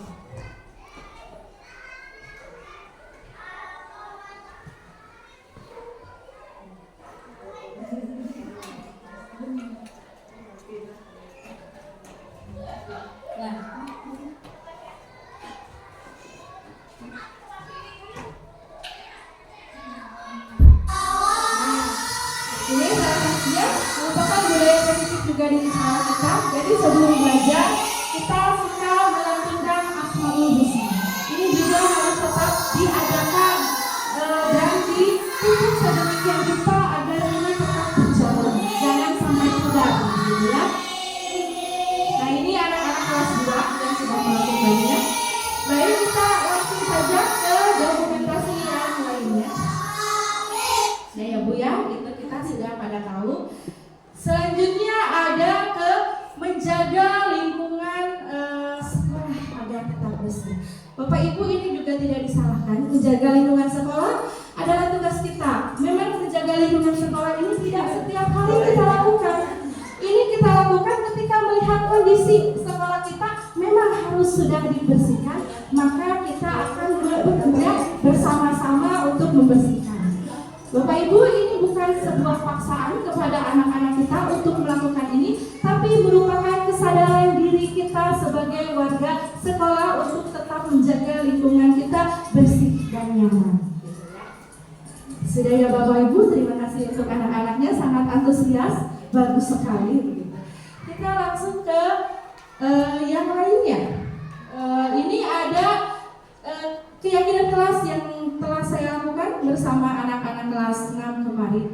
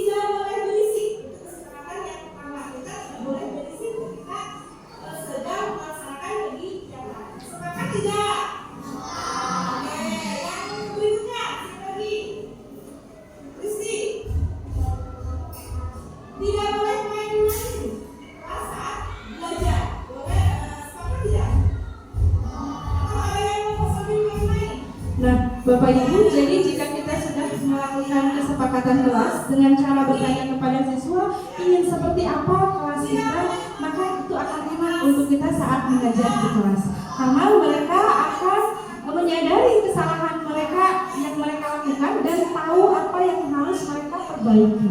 Seperti itu. Nah ini contoh membuat keyakinan kelas, Bapak Ibu boleh melakukannya lebih baik lagi. Karena ini adalah suatu dadakan, begitu ya Bu.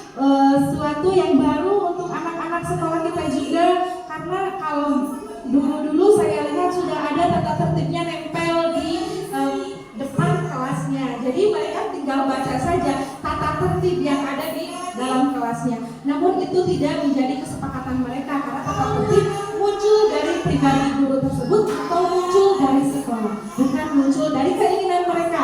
Dan kadang mereka ada yang berkata tata tertib ada untuk dilanggar. Ada yang berkata seperti itu. Kenapa? Karena mereka tidak meyakini tata tertib ini, bukan mereka yang membuat. Kalau dengan keyakinan kelas mereka yang membuat, itu kemungkinan kecil tidak akan terjadi, karena mereka akan tahu ini adalah pembuatan dia sendiri. Bagaimana dia bisa melanggarnya seperti itu. Nah ini udah, kita lanjut ke segitiga restitusi yang saya lakukan bersama anak-anak yang memiliki masalah kemarin.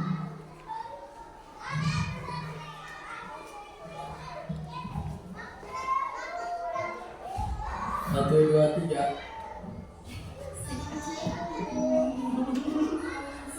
Ada tim video yang mengawali sebenarnya.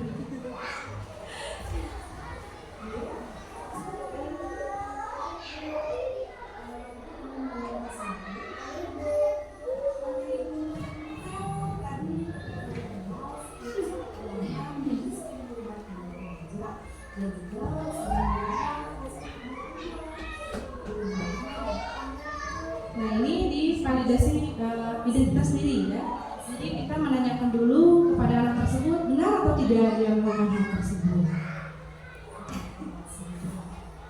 Ini menanyakan alasan, itu berarti divalidasi tindakan yang salah. Kenapa dia melakukan hal tersebut? Anak ini Bu mencontek saat ulangan kasus seperti yang tadi saya ceritakan.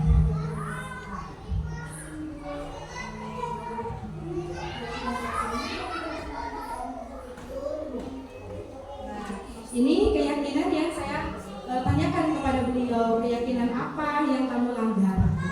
Dia berkata harus jujur dan tidak boleh mencontek saat ulangan.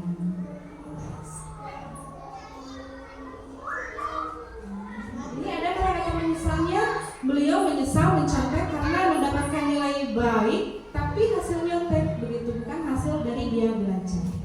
Sehingga di video ini dia mengajukan perbaikannya, yaitu untuk belajar lebih serius. Nah ini ya Bu, cara melakukan restitusi. Jadi kita tidak menghakimi anak dengan kesalahannya, tapi kita mengajak anak untuk memperbaiki kesalahannya.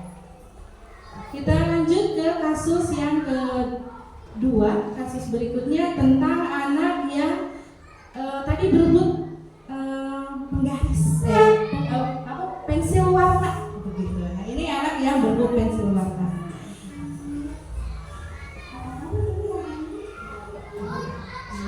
Nah, Bu, untuk memvalidasi tindakan salah yang salah atau untuk melakukan restitusi, kita terlebih dahulu harus tanyakan kesiapan anak tersebut. Kalau anak tersebut terlihatnya sangat takut, jangan dipaksakan, karena itu akan berdampak lain kepada anak tersebut. Tapi kita berusaha tenangkan dia, ajak dia berbicara dengan nyaman supaya dia bisa mengeluarkan kesalahan-kesalahan yang dia lakukan dan dia menyadari kalau tindakannya itu tidak sesuai dengan keyakinannya. Sehingga dengan dorongan motivasi intrinsik yang muncul dari dalam dirinya, dia akan mau memperbaiki kesalahannya agar lebih baik lagi. Nah, ini ya Bu, ini gambaran saja. Jadi anak-anak tersebut sudah menyadari apa kesalahannya, terus tahu apa yang harus dia lakukan untuk memperbaiki. Ini anak tersebut kita lihat dari tanggapan setelah melakukan restitusi ini. Apa tanggapan dari anak-anak tersebut? Ini dari tanggapan dari anak-anak yang mencontek. Alhamdulillah dia tidak merasa marah kepada saya ketika saya menanyakan. Assalamualaikum, saya Fitri. Terima kasih Bu telah mengajak saya berkomunikasi. Saya jadi paham bagaimana cara mendapat nilai yang bagus. Mulai sekarang saya akan lebih giat belajar lagi. Itu yang dia katakan. Jadi terima kasih, katanya sudah mengajak saya berkomunikasi. Jadi dia tidak marah. Artinya si restitusi ini membangkitkan atau menumbuhkan hubungan yang baik antara guru dengan siswanya. Karena dalam tahapan restitusi ini, guru juga tidak berperilaku kasar kepada siswanya, ya, tapi guru menuntun siswanya agar siswa memahami kesalahannya dan menyadari kesalahannya tentang tindakan yang sudah dia lakukan. Nah ini ya, dia berterima kasih sudah mengajak dia komunikasi dan dia lebih paham bagaimana cara mendapatkan nilai yang baik sesungguhnya. Jadi tidak dengan cara mencontek. Kalau ini untuk anak-anak yang tadi berebut sehingga menjadi keributan di dalam kelas. Assalamualaikum, saya Yuni. Terima kasih Bu telah mengajak saya berkomunikasi. Saya jadi tahu cara memperlakukan anak dan saya akan lebih bersabar lagi. Jadi dia pada akhirnya ternyata melakukan teman seperti itu tindakan yang tidak sesuai dengan keyakinannya dan dia akan lebih bersabar lagi untuk menghadapi teman-temannya ketika terjadi masalah yang sama. Baik Bapak Ibu, mungkin itu saja yang bisa saya sampaikan pada kesempatan ini. Untuk selanjutnya saya kembalikan kepada moderator.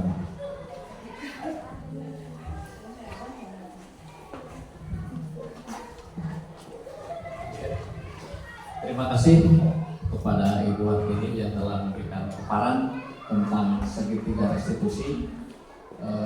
Bagaimana Ibu tanggapannya atau materi yang disampaikan bisa dimengerti? Untuk mempersingkat acara selanjutnya, baiklah, mari kita bagaimana cara penerapan segitiga restitusi tersebut. Siapa yang mau ke depan ke praktek? Ya, boleh ke depan. Siapa namanya? Bu Siti. Oke. Maju. Saya ingin berperan sebagai siswa dan Ibu Siti berperan Oh sebagai iya, boleh. Di depan. Di depan. Ibu, marilah kita perhatikan seorang guru dan seorang siswa tentang penerapan aksi nyata tentang segitiga restitusi.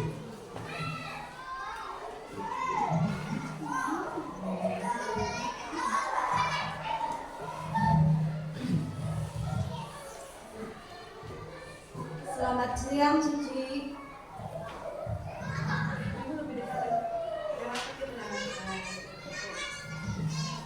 Selamat siang, Bu. Diulang. Jawab. Selamat siang, Cici. Selamat siang, Bu.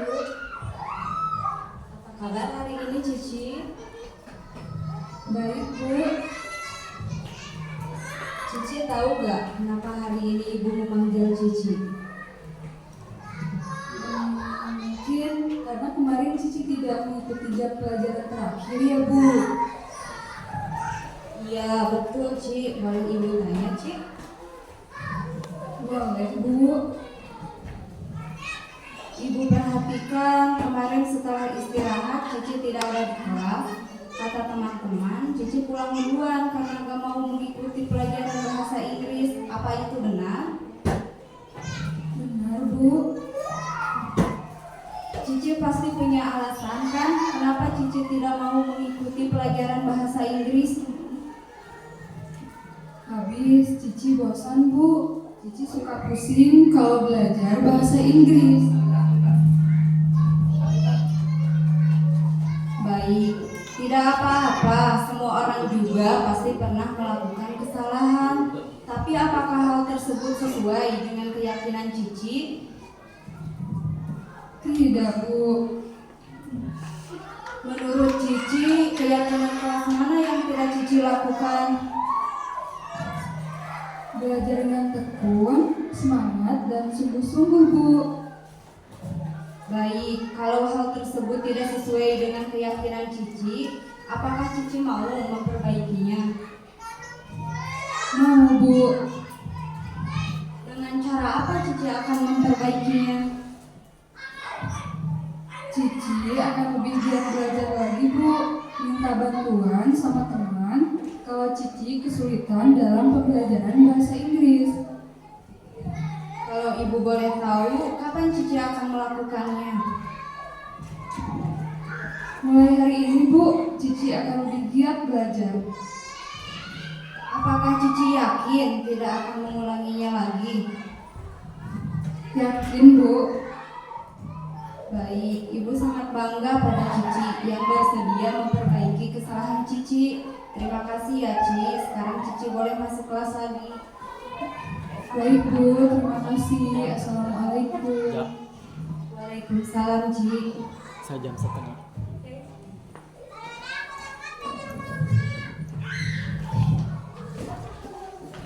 Demikian contoh aksi nyata daripada segitiga restitusi. Terima kasih kepada Ibu Risma dan Ibu Siti yang telah bersedia mempraktekkan segitiga tersebut, dan di mana anak mampu mengenali segala kesalahannya sendiri tanpa ada paksaan, dorongan dari orang lain, dan tahu solusi yang tepat untuk menyelesaikan tindakannya. Seperti tadi yang sudah diberikan oleh Bu Artini dalam paparannya tentang segitiga restitusi. Kita sebagai seorang pendidik, kita semua melakukan kesalahan, kalau ada seseorang melakukan kesalahan cenderung memberikan hukuman, padahal itu adalah hal yang salah dalam menyelesaikan masalah, dan itu tidak baik untuk mental anak. Dan tadi telah didengarkan atau telah kita mendengarkan paparan yang cukup detail. Ternyata masih ada jalan dalam penyelesaian masalah dan yang lebih baik, dan menggunakan restitusi tadi dengan langkah-langkah yang cukup mudah dipahami. Dan terima kasih kepada Ibu Artini yang telah memberikan paparan ya untuk atensinya. Sekian dan terima kasih.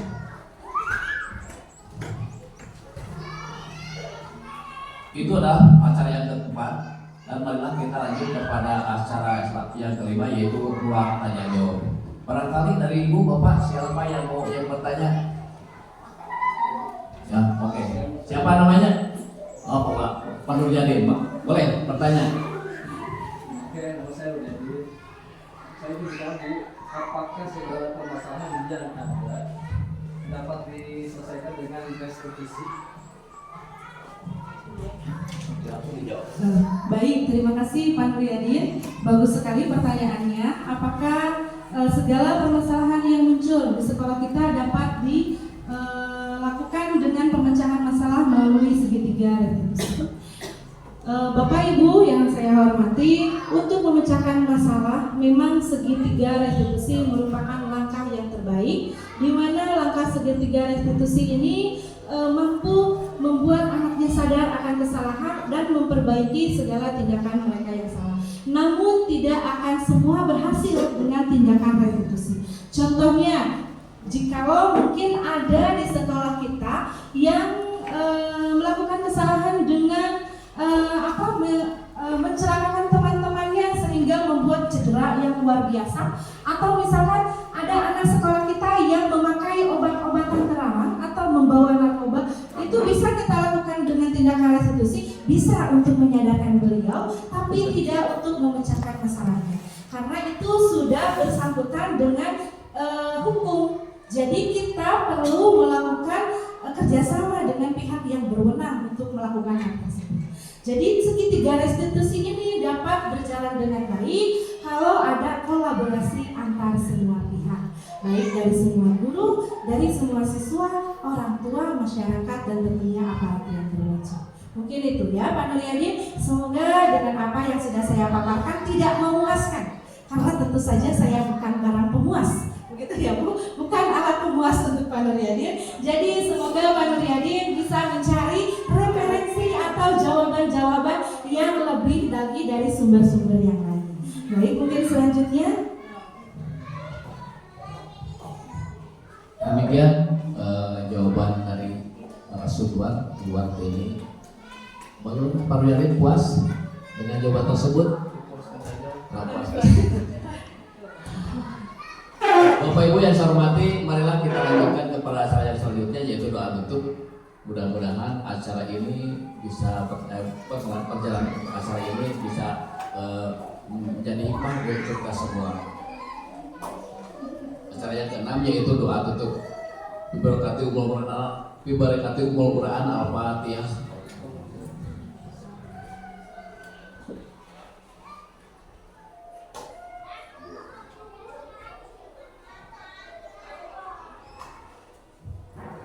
Terima kasih. Assalamualaikum warahmatullahi wabarakatuh. Assalamualaikum warahmatullahi wabarakatuh. Perkenalkan, nama saya Risma Awalia Nur Hasanah.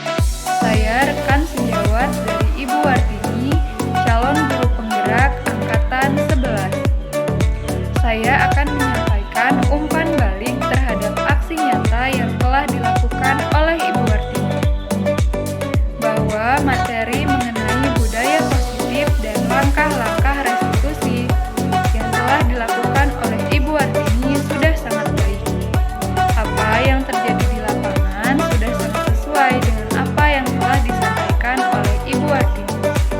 Saya sebagai pendidik pemula, guru termuda, dan rekan sejawat dari Ibu Wartini sangat berterima kasih kepada Ibu Wartini karena sudah berbagi pemahamannya mengenai budaya positif ini, sehingga saya mendapatkan pembelajaran dan pemahaman untuk memberikan pendampingan yang lebih baik lagi terhadap peserta didik. Materi yang disampaikan oleh Ibu Wartini sudah sangat luar biasa. Terima kasih Ibu Wartini, sukses selalu. Wassalamualaikum warahmatullahi